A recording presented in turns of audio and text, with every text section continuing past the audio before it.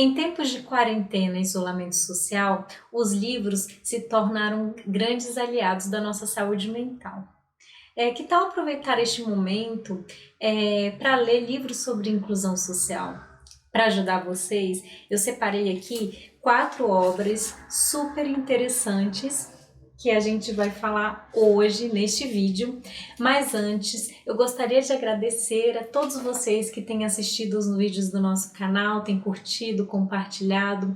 Isso ajuda muito na divulgação e na produção de conteúdo e, claro, na promoção da inclusão social na nossa sociedade.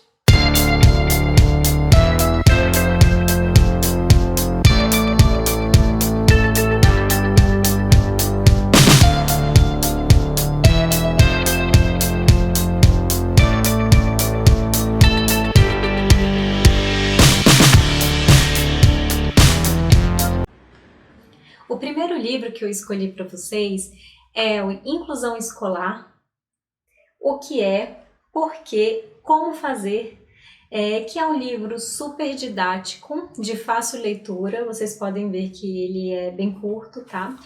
E foi escrito pela renomada autora e militante da causa das pessoas com deficiência, Maria Tereza Mantuan. É dela a frase que eu amo, inclusive está estampada aqui na minha camiseta, não sei se vocês estão conseguindo ver. Inclusão é o privilégio de conviver com as diferenças. Então vocês podem pesquisar o nome da Mantuan na internet, vocês vão achar muito conteúdo, muito livro legal. E esse aqui é só um deles, tá? Opa, foi ao contrário. Aqui. E eu vou deixar o link aqui na descrição para vocês comprarem o livro, se vocês quiserem, tá, pessoal? E ele se divide em 3 capítulos. O primeiro, ele busca responder o que é a inclusão escolar. E para definir isso, a Mantuan, ela primeiro fala da questão da crise de paradigma que as escolas vivenciam. É importante lembrar que este livro ele foi escrito em 2003, mas mesmo assim ainda permanece muito atual e por isso eu trouxe ele aqui. Ao falar dessa crise de paradigma da educação, a Mantuan, ela diz que as escolas elas se entupiram de burocracia, elas tornaram o ensino muito engessado e linear. E na verdade, o ensino ele precisa ser flexível o suficiente para se adequar à diversidade humana, né? A todas as especificidades que existem. Por isso é importante que exista esta quebra de paradigma no sistema escolar para que haja uma inclusão escolar.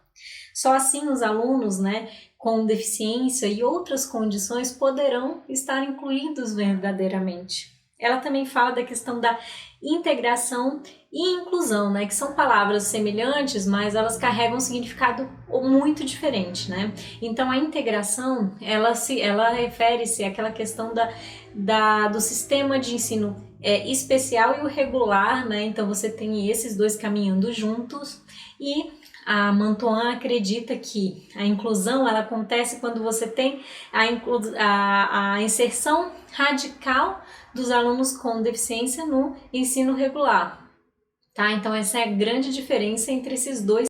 A autora ela traz também uma importante reflexão que é como preparar um professor inclusivo. Ela então discorre aí sobre as principais características que um professor inclusivo tem que ter. O segundo livro que eu vou falar hoje é Sociedade Inclusiva, Quem Cabe no Seu Todos. Ele foi escrito pela jornalista e ativista Cláudia Werneck. É um livro também que já tem alguns anos, tá, pessoal? Inclusive eu trouxe aqui porque a minha mãe, ela comprou esse livro quando meu irmão nasceu. Então já tem uns 20 anos.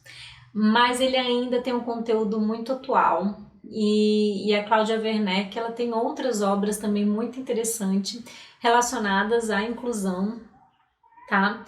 E esse livro especificamente, ele fala sobre essa questão da terminologia e do uso do todos. Quem seriam esses todos, né? Afinal, que condições humanas cabem no todos social brasileiro. Então, ela, durante toda a obra, ela faz esses questionamentos, tá? Ela discorre sobre a importância de se utilizar no todos, abranger toda a diversidade humana. Ela discorre também sobre o tema da inclusão das pessoas com deficiência na sociedade e o como eles ainda não estão incluídos no todo social brasileiro. Também fala que as pessoas com deficiência são geradoras de capital social, né? Então elas têm um valor, elas podem agregar, né, para a nossa sociedade, mas infelizmente as pessoas ainda não enxergam isso. A autora acredita também que é necessário incluir transversalmente o aspecto da diversidade humana no todos da pluralidade cultural brasileira. Então, ela afirma que o seu viés para chegar à sociedade inclusiva é a pessoa com deficiência, mas que existem outros movimentos muito importantes também, como o das mulheres, da pessoa negra, né, da pessoa LGBT, da cultura indígena, que precisa, sim, estar incluído nisso. E ela, como uma jornalista, né, ela traz também a importância da mídia dar um foco nessa questão da inclusão social, né? Porque a mídia ela tem um poder de influenciar opiniões imensuráveis. Então ela diz que a mídia ainda não incluiu no todo dela a questão das pessoas com deficiência, porque isso não tem ainda muito interesse para eles, né? A gente vê muito pouco isso tanto na TV como nas redes sociais, né? Então você vê muito mais outros segmentos. O terceiro livro que eu vou apresentar para vocês é O Cérebro Autista, pensando através do espectro, da Temple Grandin, em parceria com o Richard Pennock, que é um jornalista.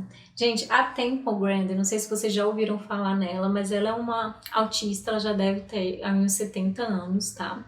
E ela mora nos Estados Unidos, e ela é muito famosa, principalmente por ter inventado a máquina do abraço, para poder driblar as dificuldades sensoriais que ela tinha, nessa questão de evitar o toque, né, que é uma característica de muitos autistas. Então ela inventou a máquina do abraço, que simulava um abraço. Então ela falou que ela evitava muitas crises de pânico e ansiedade quando ela estava dentro dessa máquina do abraço.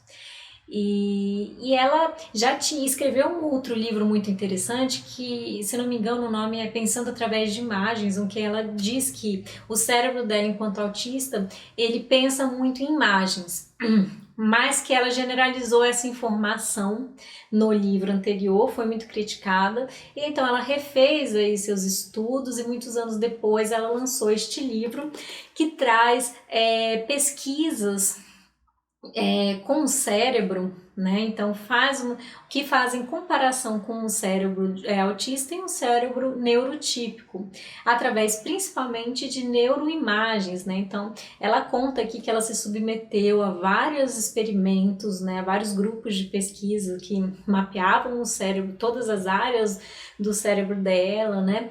E uma descoberta interessante, né, que ela fala aqui, é que o cérebro da pessoa autista, ele não é um cérebro lesado, né? Ele não tem nenhum rompimento entre as ligações, os neurônios, enfim. Ele apenas tem uma formação diferente, ele funciona de forma diferente. Tem sim algumas diferenças anatômicas, né? Como, por exemplo, a questão, no caso dela, ela identificou que ela tem uma amígdala mais aumentada e isso gera mais ansiedade para ela. E por isso que ela tem essas crises, inclusive, de pânico, mas que nem todos os autistas vão ter essa amígdala aumentada, né?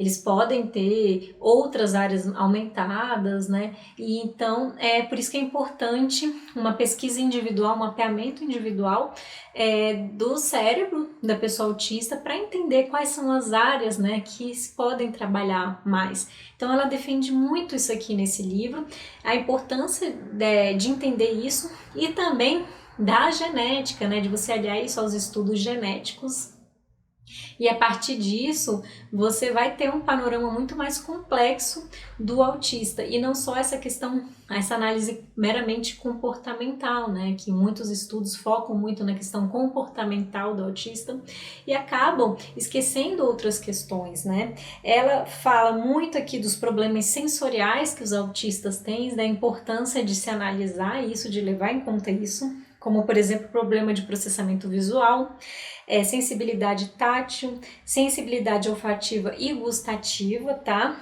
E ela argumenta que é importante repensar o cérebro autista de forma a não focar nas dificuldades, né, mas sim nos pontos fortes, tá? Então, ela criou aqui um modelo com 3 tipos de pensamento, que é o pensamento visual por padrões e por palavras e fatos. Então, a partir do momento que você mapeia o cérebro do autista, você vai então fazer uma análise e vai verificar se ele se enquadra mais no tipo de pensamento visual ou por padrões ou palavras e fatos, né? E a partir disso você vai trabalhar com ele, né? Tanto na área de educação quanto na de socialização, no trabalho, né? E tem que ser ela defende aqui que é um trabalho individual, né? Não adianta fazer pesquisas em grupo, né? Porque cada cérebro é diferente, tá? Então é um livro interessante, apesar dele ter termos muito técnicos, principalmente da questão neural, né? Ele é de fácil leitura, tá? Então eu recomendo a todos vocês.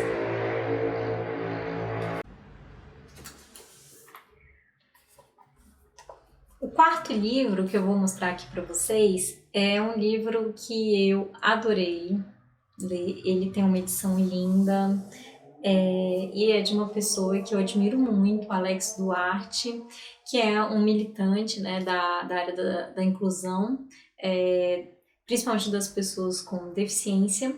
E esse livro foi inspirado na primeira expedição, E esse livro ele foi inspirado na Expedição 21, que é a primeira imersão de pessoas com deficiência da América Latina, né? Inclusive está disponível aí na NetNow e outras plataformas de streaming, tá? Então eu recomendo a todos vocês. O livro Alex, além de trazer reflexões importantes sobre a questão do empoderamento das pessoas com deficiência, ele traz técnicas e ações didáticas para uma vida com mais autonomia e independência. Então, no primeiro capítulo, ele fala sobre a importância de nos empoderarmos primeiro para empoderarmos os outros, né? Então, de nada adianta você tentar empoderar uma pessoa com deficiência se você mesmo não se sente empoderado. Ele fala também no capítulo 2 sobre o perigo do núcleo familiar protetor, né? A famosa superproteção. E isso realmente é um tapa na cara aí de muitas famílias, inclusive foi da minha também, né? Que tem um irmão com síndrome de Down, porque às vezes a gente acha que tá ajudando, mas na verdade a gente está super protegendo e atrapalhando, né, que a pessoa tenha uma vida com independência. Então, ele traz aqui relatos de pessoas e o porquê que é tão prejudicial essa super proteção. No capítulo 3, ele faz uma reflexão sobre se é realmente a deficiência que me limita, tá? Porque na Expedição 21, com a vivência com jovens e adultos, ele pôde ver que esses pensamentos, essas crenças limitantes, muitas delas foram eliminadas, né? Através das atividades propostas na expedição, através da vivência, né? E da oportunidade de independência que aqueles jovens tiveram. Já no capítulo 4, o autor ele elenca 5 passos para empoderar as pessoas com deficiência e no capítulo 5 ele traz técnicas para empoderar, como por exemplo o rapport, que é como criar conexões com outras pessoas, a ancoragem, que é trazer momentos positivos já vivenciados pela pessoa que está com dificuldade de aprendizado. Ele também faz uma reflexão importante sobre a vida independente das pessoas com deficiência.